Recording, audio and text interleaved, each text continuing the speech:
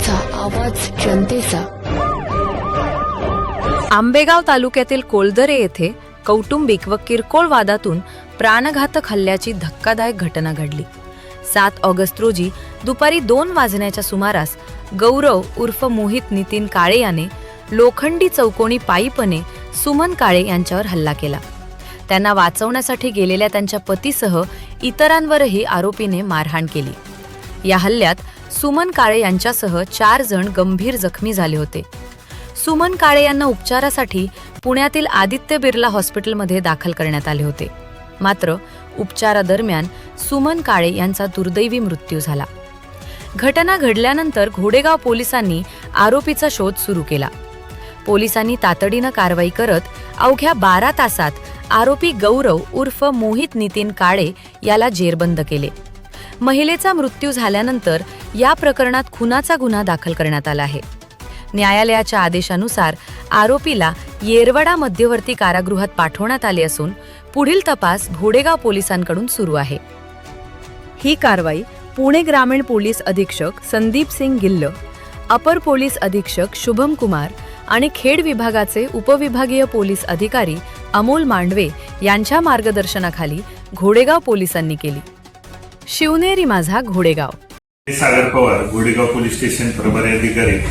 घोडेगाव police स्टेशनच्या हद्दीमध्ये दिनांक 7/8/2026 रोजी कोलदरी या गावामध्ये एक भांडणाचा प्रकार घडलेला होता. कौटुंबिक आणि किरकोळ कारणावरून ही प्रथम भांडणं झालेली माहिती मिळाली. या माहितीप्रमाणे तात्काळ घोडेगाव पोलीस स्टेशनची टीम घटनास्थळी गेलेली होती. जखमी वगैरे यांना सगळ्यांना लगेच आपण औषधोपचाराकरता मंचर आणि घोडेगाव तसेच पुणे येथे दाखल केलेलं होतं.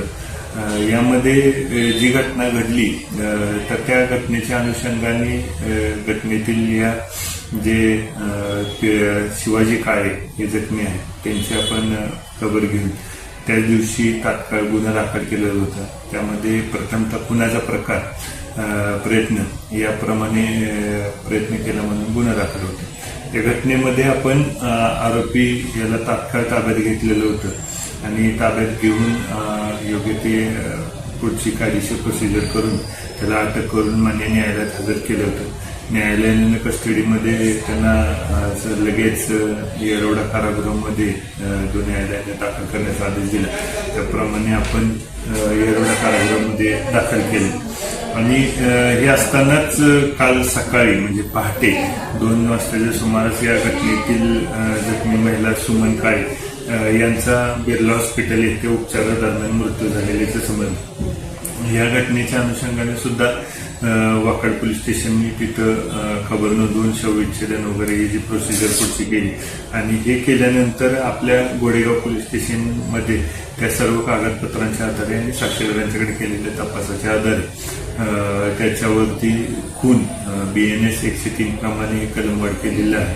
आणि हे करत असताना एकंदरीत त्या घटनेत जी काही आपल्याला स्थानिक नागरिक आणि साक्षीदार आहेत त्यांच्याकडून जी काही माहिती उपलब्ध होत आहे त्या माहितीच्या आधारे सुद्धा आपण कायदा आणि कानूनामध्ये सुद्धा भविष्यामध्ये वाढ करू शकतो.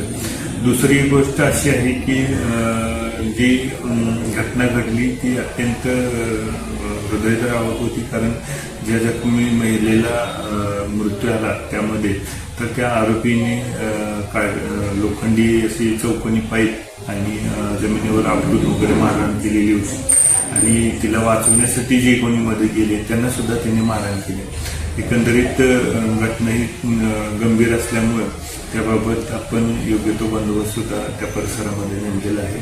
आणि माननीय आमचे SP संदीप सिंग गिल साहेब, ॲडिशनल SP शुभम कुमार साहेब आणि DYSP अमोल मांडवे साहेब यांच्या मार्गदर्शनाखाली मी स्वतः तपास करतोय.